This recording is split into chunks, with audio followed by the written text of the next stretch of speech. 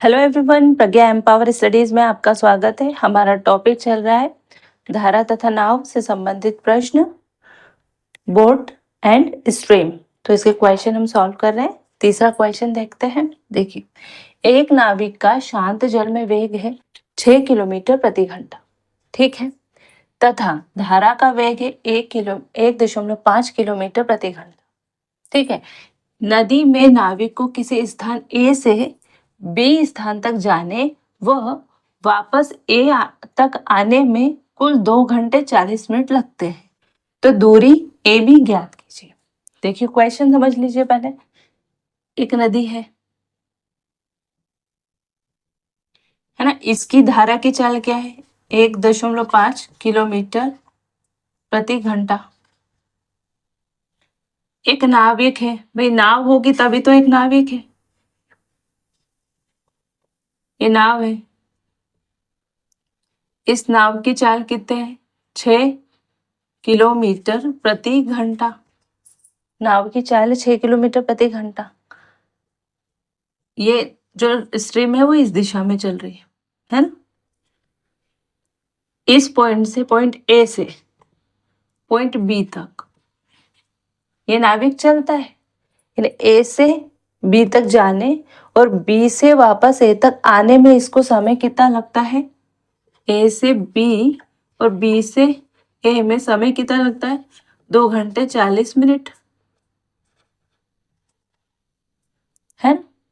ये ए से बी तक गया तो क्या होगा? यहाँ पर वो धारा की दिशा में गया तो उसकी चाल ज्यादा होगी, उसकी परिणामी चाल उसको, क्योंकि स्ट्रीम सपोर्ट करेगी तो वो जल्दी जाएगा, पहुंचेगा। उसकी चाल ज्यादा होगी तो उसको समय कम लगेगा, है ना।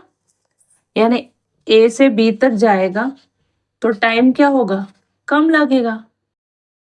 और बी से ए तक वापस आएगा या बी से ए वापस आएगा तो धारा की विपरीत दिशा में आएगा, क्योंकि धारा तो इस दिशा में, धारा थोड़ी ना बदलेगी, वो तो उसकी डायरेक्शन बदलेगा। तो पहले तो धारा की दिशा में चल रहा है तो उसका समय क्या होगा? कम, क्योंकि चाल ज्यादा। अब दूसरी बार वो बी से वापस ए तक आएगा तो धारा की विपरीत दिशा में आएगा तो उसका टाइम क्या होगा? ज्यादा लगेगा उसको, क्योंकि उसकी चाल क्या हो जाएगी? कम हो जाएगी, परिणामी चाल उसकी कम हो जाएगी। और इन दोनों का समय मिला के क्या है? 2 घंटे 40 मिनट है। हमको क्या करना है? ए बी की दूरी ज्ञात करना है ना। ए से बी तक की दूरी ज्ञात करना है कि ये डिस्टेंस कितना है, ठीक है। समझ में आया? पहली बार ए से बी गया तो धारा की दिशा में गया, हमने मान लिया, और वापस बी से ए आया तो धारा की विपरीत दिशा में आया। पहली बार उसकी चाल थी 6 किलोमीटर प्रति घंटा। ये चाल किसकी है? नाविक की। और 1.5 किलोमीटर प्रति घंटा चाल किसकी है? धारा की। तो हम क्या करेंगे? उसकी धारा की दिशा में जब वो चला, ए से बी तक गया तो उसकी चाल निकाल लेंगे, और ए से बी तक वापस आया यानी धारा की विपरीत दिशा में जिस चाल से आया वो चाल ज्ञात कर लेंगे। तो ए बी हम इजीली ज्ञात कर लेंगे। अब मैं बताती हूँ आपको। आप देखिए, नाविक का शांत जल में वेग, ये लिख देते दिया जो है, नाविक का शांत जल में वेग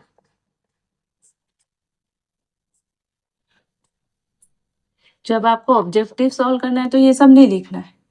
माना ए है या एक्स मान लो, या कुछ जरूरत नहीं है, 6 किलोमीटर प्रति घंटा, ठीक है।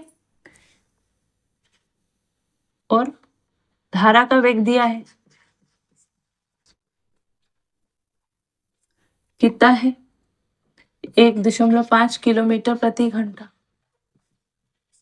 ये दिया है।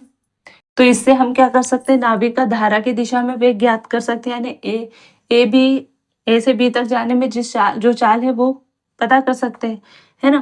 तो नाविक की धारा की दिशा में चाल क्या होगी? धारा की दिशा में चाल होगी तो इन दोनों को जोड़ देंगे तो क्या होगा? 6.1.5 बराबर 7.5 किलोमीटर प्रति घंटा। ये सारे फॉर्मूलेज मैं आपको बता चुकी हूँ पहले लेक्चर में। जब हमको नाविक के शांत जल में वेग पता हो और धारा का वेग पता हो। तो हमको नाविक की धारा की दिशा में चाल पता करनी हो या वेग पता करना हो तो दोनों वेग क्या होते हैं, जुड़ जाते हैं। ठीक है, जुड़ गए, है ना। अब नाविक की धारा की विपरीत दिशा में चाल,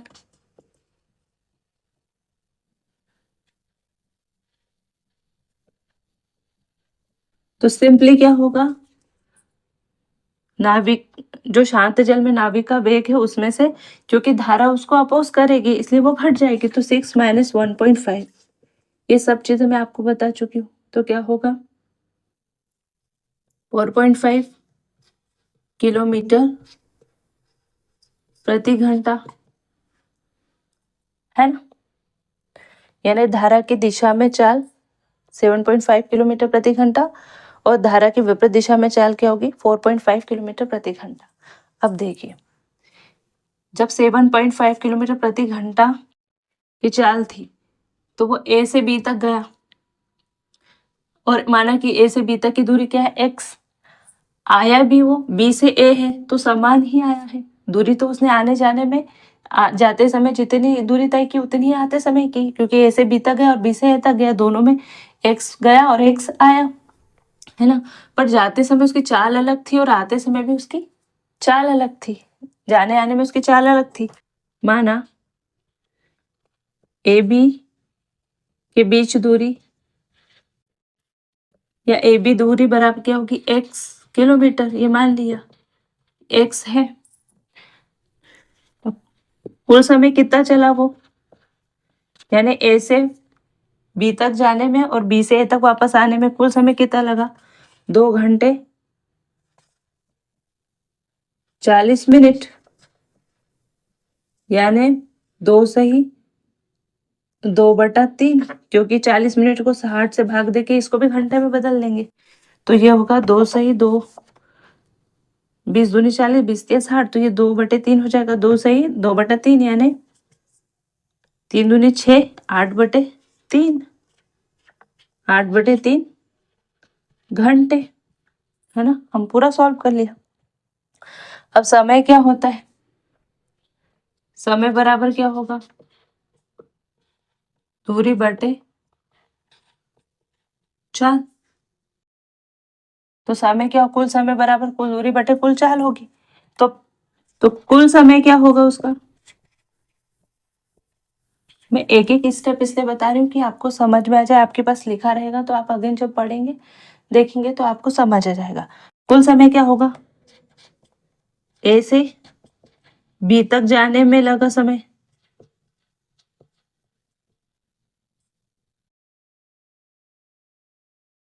यहाँ ए से बी तक जाने में प्लस बी से ए तक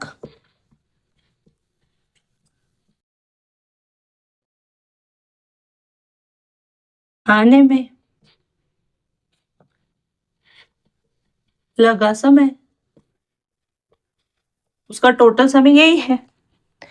धारा की दिशा में जब चला यानी ए से बी तक चला वो समय, और बी से वापस ए तक आया वो समय, क्योंकि दोनों समय अलग अलग हो गए, क्योंकि पहली बार उसकी चाल ज्यादा थी, दूसरी बार उसकी चाल विपरीत दिशा होने से कम हो गई, है ना। तो समय का फॉर्मूला क्या है, समय बराबर दूरी बटे समय। तो ए से बी तक जाने में उसने कितनी दूरी तय की, x समय, और चाल क्या थी उसकी 7.5 किलोमीटर प्रति घंटा। इसको आप 7.5 किलोमीटर प्रति घंटा ऐसे, प्लस बी से ए तक आने में चली दूरी कितनी थी उसकी x, पर चाल क्या थी उसकी 4.5, है ना।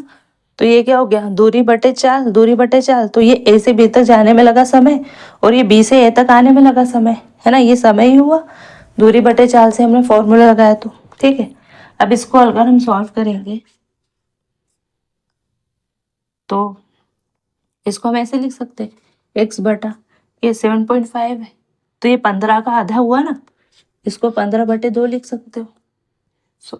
सही, या आप दशमलव हटा के भी कर सकते हो, है ना, इसे दशमलव हटा के भी कर सकते हो, और प्लस इसको x को ये 4.5 है, 4.5 तो इसको 9/2 भी कर सकते हो। और इसको ऐसे यहाँ पर भी करोगे ना तो भी वही हो जाएगा। 15, ये 5 दूनी 10 और 15 5 75, है ना। वैसे ही इसको भी अगर आप 10 ऐसे दशमलव हटाओगे, 5 दूनी 10, 5 9 45, तो 9/2 हो जाएगा। ठीक है, तो इसको हमने सॉल्व किया। ये हो जाएगा 2x/15 प्लस 2x+9। और ये कुल समय क्या था हमारे पास, क्या दिया है, 8.3। यानी ये सब 8.3 के इक्वल है, यानी ये 8.3 बराबर क्या होगा, 2x/15 प्लस 2x/9। ठीक है ना। तो अब मैं ये इतना जो लिखा है ये इसको इरेज करती हूँ।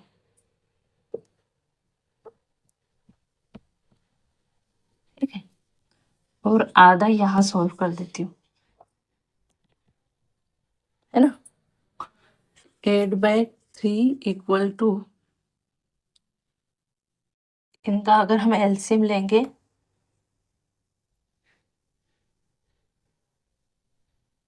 तो क्या होगा, देखो 3 5 15 और ये 3 3 9, 15 3 45,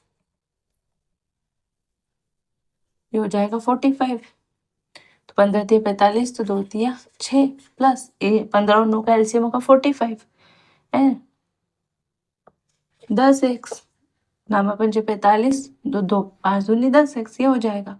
ठीक है, आप चाहे तो इनको इधर कैंसिल कर लो, तो ये क्या होगा, इसको इससे कर दिया तो 8 इक्वल टू होगा 3 एकम 3 15, तो ये हो जाएगा, ये 6 और 6x और 10x हो जाएगा 16x/15, ये हो जाएगा 8 बराबर 16x/15।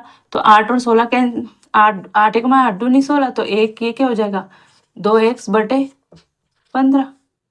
ये 15 इधर जाएगा तो 2x इधर, तो x बराबर क्या होगा 15/2, यानी 7.5 या 7.5। तो x क्या है, दूरी, तो क्या होगा 7 किलोमीटर। यानी ए बी की दूरी क्या होगी, ए बी की दूरी क्या होगी 7.5 किलोमीटर। ये हमको ज्ञात करना था। ठीक है, देखिए क्वेश्चन बहुत इजी था। इसमें क्या है, नाविक का शांत जल में वेग दिया था 6 किलोमीटर प्रति घंटा, धारा का वेग दिया था 1.5 किलोमीटर प्रति घंटा। तो हमने क्या किया, हमको ज्ञात क्या करना है, ए बी। हमको ए से बी तक जाने और बी से वापस ए तक जाने में कुल समय उसने दिया था। ठीक है, और दूरी तो दोनों में ए और बी और ए, यानी ए से बी तक जाने में और बी से ए तक आने में, दोनों में दूरी तो उसने समान चली और हमने मान ली एक्स। नाविक की धारा की दिशा में चाल क्या होगी, धारा की दिशा में जा रहा है तो धारा उसको सपोर्ट करेगी, तो दोनों जुड़ जाएगी, दोनों चाल। यानी नाविक, शांत जल में नाविक का वेग और धारा का वेग दोनों जुड़ जाएगा, तो 7.5 किलोमीटर प्रति घंटा, है ना। नाविक की विपरीत दिशा में चाल क्या होगी, घट जाएगी, तो 6 में से 1.5 घट जाएगा, तो क्या होगा 4.5 किलोमीटर प्रति घंटा। ठीक है, माना ए बी के बीच की दूरी हमने मान ली x किलोमीटर है। कुल समय यानी ए से बी तक जाने में और बी से ए तक आने में कितना घंटा लगा, 2 घंटे 40 मिनट। 2 घंटे 40 मिनट में ये जो मिनट है उसको हमने फिर घंटे में बदलने के लिए 60 से भाग दे दिया, तो आ गया 2 से ही 2/3, यानी क्या होगा 8/3 घंटे, है ना। हमने इसको पूरा सॉल्व कर लिया क्योंकि आगे हमको सॉल्व करना है ना। अब कुल समय क्या होगा, कुल समय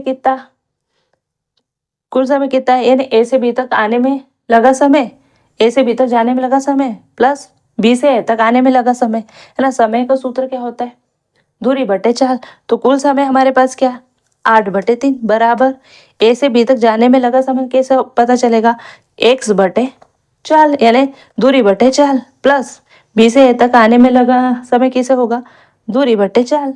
तो दूरी क्या थी, x, दूरी तो दोनों में समान ही रहेगी, पर पहले जाने में चाल थी 7.5, आने में चाल है 4.5, है ना। तो इसको सॉल्व किया तो क्या होगा, ये दशमलव हटा लिए तो 15/2, ये दशमलव हटाया तो x/9/2, है ना। इसको ऊपर लेके 2x/15 प्लस 2x/9, ये किसके बराबर था, 8/3 के।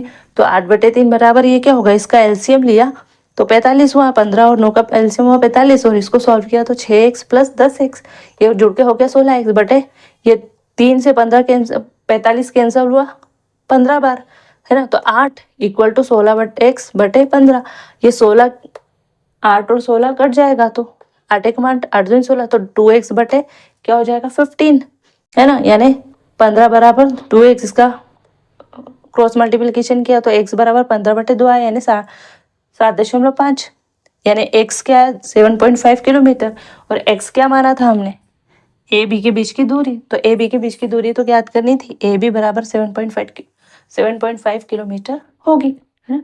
तो आई होप कि क्वेश्चन आपको अच्छे से समझ में आया होगा। मैंने हर तरह से समझाने की कोशिश की, डायग्राम बनाने के से लेकर हर चीज़ को एक एक बार अच्छी तरह से एक्सप्लेन किया है। तो आई होप कि अच्छे से समझ में आपको आ गया होगा। वीडियो अच्छा लगे तो प्लीज़ वीडियो को लाइक कीजिएगा, चैनल पर नए हो तो चैनल को सब्सक्राइब कर लीजिएगा, है ना। अपने फ्रेंड सर्कल में, अपने ग्रुप में, व्हाट्सएप ग्रुप में शेयर कीजिएगा, जिससे मुझे थोड़ा सपोर्ट मिलेगा। मैं और भी अच्छे वीडियोस आपके लिए लेकर आऊँगी, अच्छे से एक्सप्लेन करूँगी, क्योंकि इससे मेरा मोटिवेशन भी बढ़ेगा। तो मिलते हैं नेक्स्ट वीडियो में, तब तक के लिए जय हिंद, जय भारत, थैंक यू।